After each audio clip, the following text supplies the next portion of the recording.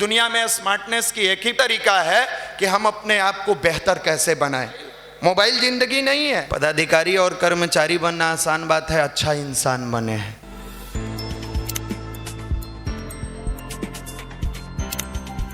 परम पूज्य गुरुदेव परम वंदनीय माता जी की असीम अनुकंपा बनी रहे, ऐसी मंगल कामना युवा प्रकोष्ठ के तरफ से। अब जिस जगह पर आए हैं ये देखने में भले ही लग रहा होगा कि हमारे घर के छत है, दरी है, बैठा दिया गया है। ये परम पूज्य गुरुदेव परम वंदनीय माता जी का गोद है, जहाँ बैठने वाले आज तक हजारों की संख्या में, लाखों की संख्या में युवा बड़े बड़े पद पर गए हैं, बड़े बड़े पदाधिकारी बने हैं, कर्मचारी बने हैं। पदाधिकारी और कर्मचारी बनना आसान बात है, अच्छा इंसान बने हैं। आज हर घर में बेटा तो है, लेकिन आदर्श बेटे का अभाव है। हर घर में बेटियां हैं, संस्कारी बेटियों का अभाव है। ये एक ऐसा जगह है जहां आके मनुष्य अपने जीवन को गढ़ने का काम करता है। और गार्जियन लोगों से निवेदन है कि कम उम्र के बच्चों को मोबाइल दें ही नहीं। आपको लगता है मेरा बच्चा मोबाइल चलाता है, बड़ा स्मार्ट है, बाद में उसी स्मार्ट बच्चा आपको जब एग्जाम आएगा घंटों घंटों मोबाइल देखेगा, आपके सिर पर तांडव करेगा, तो कहिएगा मेरा बात मानता नहीं है। आप क्यों देते हैं? बच्चों को बचपना में खिलौना से खेलने देना, बच्चों को बचपना में थोड़े दौड़ने दीजिए, फुटबॉल खेलने दीजिए, मेहनत करने दीजिए।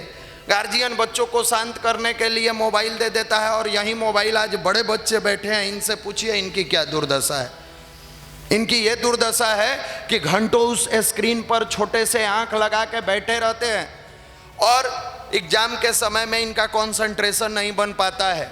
आज भारत में सबसे बड़ा शिक्षा में अगर कमी आ रहा है, बच्चों का नंबर कम आ रहा है, छोटी छोटी बातों पर डिप्रेशन हो रहा है, उसका सबसे बड़ा अगर कोई कारण है तो आपका मोबाइल है। सबसे बड़ा कारण हम देख रहे हैं, ये छोटे छोटे बच्चे कान में ईयरफोन लगाए हैं, मोबाइल डाले हैं। ये कौन सा तरीका है? हम लोग भी बचपना जिए हैं, हमारे घर में भी बच्चे हैं, हम लोग भी नहीं देते हैं। क्यों दे भाई मोबाइल? मोबाइल जिंदगी नहीं है। हमारे देश का अध्यात्म हमारी जिंदगी है, जहां अध्यात्म के सहारे साधारण परिवार का लड़का भी असाधारण प्रतिभा को गढ़ता है। और आप विश्वास माने कि जो गायत्री मंत्र, इसमें सब पढ़ने वाले भाई बहन बैठे हुए हैं लगभग, गायत्री मंत्र जो 20 मिनट अपने घर में अपने बच्चों से कराएगा, उसका बच्चा तेजस्वी होगा। और जो व्यक्ति खुद अपने जीवन में 20 मिनट गायत्री की साधना करता है, उसके परिवार से दुख दरिद्र से लेके सारी चीजें समाप्त हो जाती है। बाकी सारे जितने दुनिया में मंत्र हैं, उनके प्रभाव अलग अलग है। मान लीजिए महामृत्युंजय मंत्र, कई बार लोग कहता है कि कष्ट क्लेश में महामृत्युंजय का मंत्र का जप करने से जीवन से कष्ट दूर हो जाता है। ऐसे अलग अलग मंत्र बनाए गए हैं, लेकिन गायत्री महामंत्र एक ऐसा मंत्र है जो मनुष्य के जीवन में सर्वगुण संपन्नता लाता है, सारी चीजों से भर देता है। 4 साल 5 साल के बच्चों को अगर 5 मिनट से शुरू कराया जाए गायत्री मंत्र की साधना, और अगर वो 6ठा क्लास 5वां क्लास जाते जाते 20 से 25 मिनट ध्यान करने लगे, तो वो मैट्रिक और इंटर के एग्जाम में आपके स्टेट का, आपके डिस्ट्रिक्ट का टॉपर रहेगा। आज दुर्भाग्य है कि हमारे रिलेटिव भी आते हैं, हमारे अगल बगल के लोग भी आते हैं, बच्चे को हम बुलाते हैं और बुला के कहते हैं बाबू इधर आओ, थोड़ा सुनाओ तो इनको। बच्चा भी ट्विंकल ट्विंकल लिटिल स्टार सुनाता है, और हम लोग गर्व महसूस करते हैं कि मेरे बच्चे को इंग्लिश बोलने आता है, मेरे बच्चे को मीनिंग याद है। वहीं बच्चा जब बड़ा होता है, बड़ा होने के बाद विदेश चला जाता है, देश चला जाता है, कमाने चला जाता है, शहर में चला जाता है। पापा फोन करते हैं, बेटा मेरा तबीयत खराब है, थोड़ा सा आ जाते तुम लोग, या ले चलते इलाज कर देते। वहीं से वो सुनाता है ट्विंकल ट्विंकल, तब छाती पीटते हैं। समझना होगा कि जिस संक्रमण काल में हम आप बैठे हैं, इस समय में युवा के अंदर अन्याय से ही स्कूल से लेके, घर से लेके, मोबाइल से लेके कचरा मौजूद है। इन कचरा से अगर हम आप अपने परिवार को, अपने बच्चों को, अपने बच्चियों को बचा लेते हैं, तो हमारा जीवन शानदार हो जाएगा। रास्ते चलते हम लोग देखते हैं छोटी छोटी बच्चियां मोबाइल चला रही है। अरे उस उम्र में बच्ची को खेलना चाहिए, पढ़ना चाहिए, खुश रहना चाहिए, मोबाइल चला रही है। कौन सी दुनिया में भाई आप हैं? अब इस तरह की निगेटिविटी को लेकर बच्चा क्या करेगा? इसी को सुधारने का काम गायत्री परिवार कर रहा है। गायत्री परिवार क्या करता है?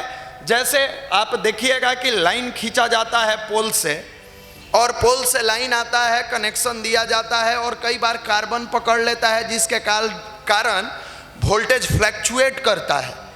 भगवान ने तो प्रतिभा दिया है, आपको दिया है, परिवार दिया, प्रतिभा दिया।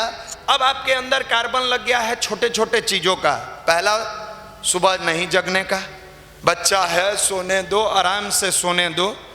थोड़ा सा अगर किसी से बात करने में कुछ कहता है, मम्मी कहती है अरे बच्चा है, बड़ा होगा तो समझदार बन जाएगा। क्यों?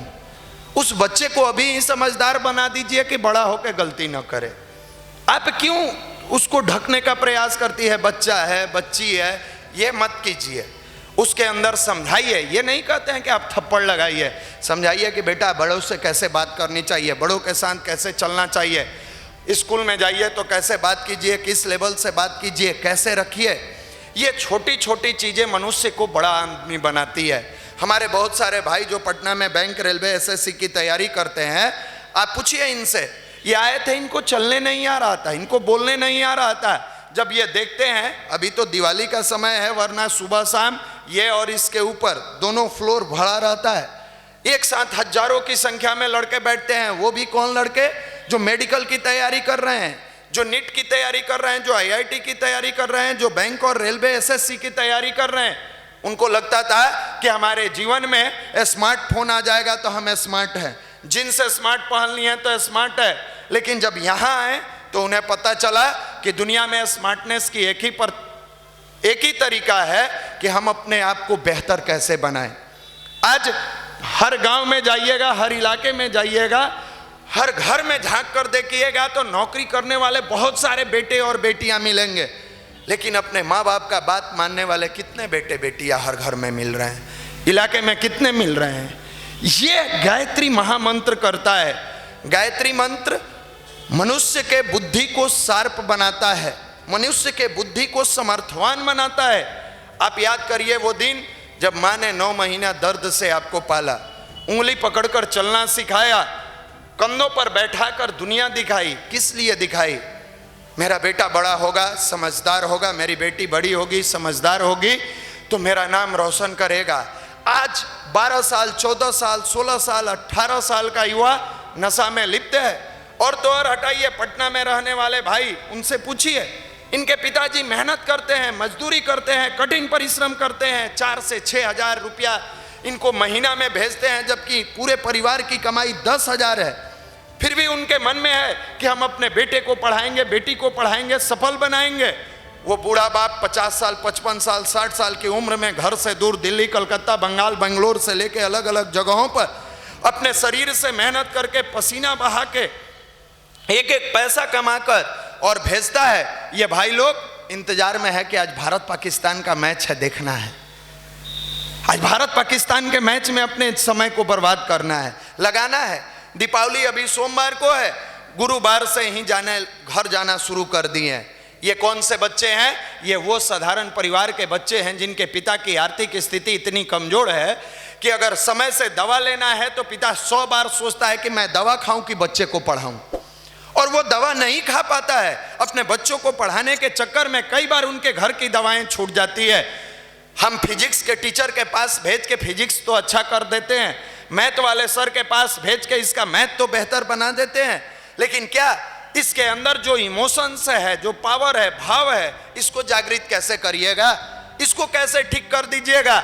जहां ग्रेजुएशन में एडमिशन लेने वाला बच्चा भी इतना समझदार जरूर होता है कि मेरे परिवार की परिस्थिति कैसे है इसके बारे में आकलन कर सके, वो भी पटना में टाइम पास कर रहा है। उसके घर में भी दिवाली की छुट्टियां मनाई जा रही है और वो खुद मना रहा है। अरे उन परिवार में दिवालियां कहाँ मनती है जहां पैसे के लिए हर दिन संघर्ष करना पड़ता है। उन परिवार में खुशियां कहाँ आती है जहां पर्व आने के पास पति पत्नी में इस बात को लेकर झगड़ा हो जाता है कि अभी मेरे पास पैसा नहीं है, इतना ही मैं काम चला लो। पत्नी कहती है काम कहाँ से चलेगा, महंगाई का जमाना है। और छोटी छोटी बातों पर जिस घर में कलह होता हो, छोटी छोटी बातों पर पैसे के लिए जिस घर में संघर्ष करना पड़ता हो, उसका औलाद कहता है कि मुझे दिवाली का छुट्टी चाहिए, मुझे दिवाली मनाना है, मुझे छठ मनाना है। अरे मेरे मित्र, गायत्री महामंत्र आपके जीवन में हर दिन दीपोत्सव मनाता है, हर दिन प्रकाश की आप पूजा करते हैं। हमारा बिहार पूरी दुनिया को दशा और दिशा दिखाने वाला था। ये छठ पर्व सूर्य का मंत्र का पर्व है, सूर्य का पर्व है, और सूर्य का पर्व मतलब प्रकाश का पर्व। हमारे यहाँ वर्षों से हमने दुनिया को सिखाया इस पूजा को करना, इस गायत्री मंत्र को जीवन में उतारने की प्रक्रिया को समझाना।